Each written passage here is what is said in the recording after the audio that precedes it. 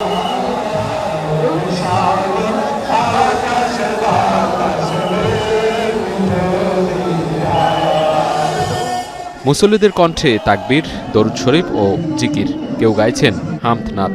এমন ধর্মীয় আবহের মধ্যেই বর্ণাঢ্য শোভাযাত্রা, জশ্নে জুলুস।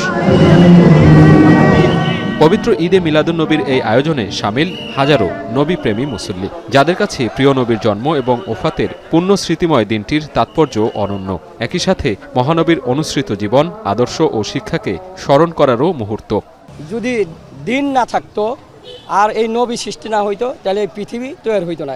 এই নবীর জন্যই আমরা পাগল, আর কিছু চাওয়া পাওয়ার কিছু নাই।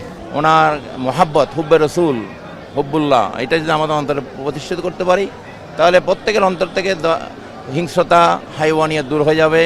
جوهر وماهية حديث النبي صلى الله عليه وسلم السواد الأعظم.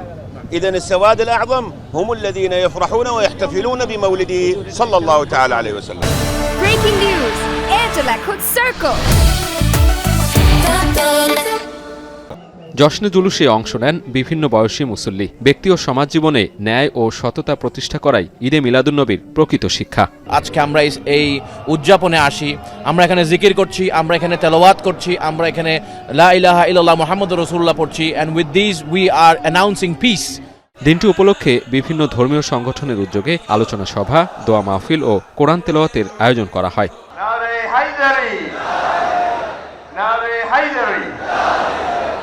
রাজধানীর সোহরাওয়ার্দী উদ্যানে মহানবীর জীবন ও কর্ম নিয়ে আলোচনা করেন দেশি বিদেশি আলেম ওলামাগণ।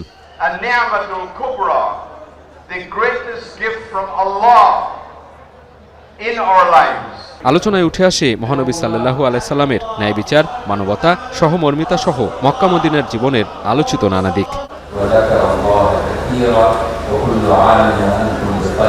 রাসূলের আদর্শ অনুসরণের মধ্য দিয়ে ন্যায়ভিত্তিক ও মানবিক সমাজ গড়ে তোলার পাশাপাশি শান্তি ও সম্প্রীতির বার্তা ছড়িয়ে দিতে জোর দেন ধর্মীয় নেতৃবৃন্দ।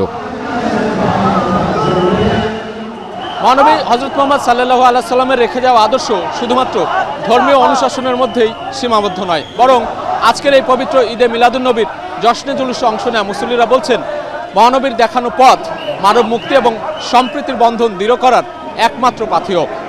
সাজিদ আরাফাত, এখন, ঢাকা।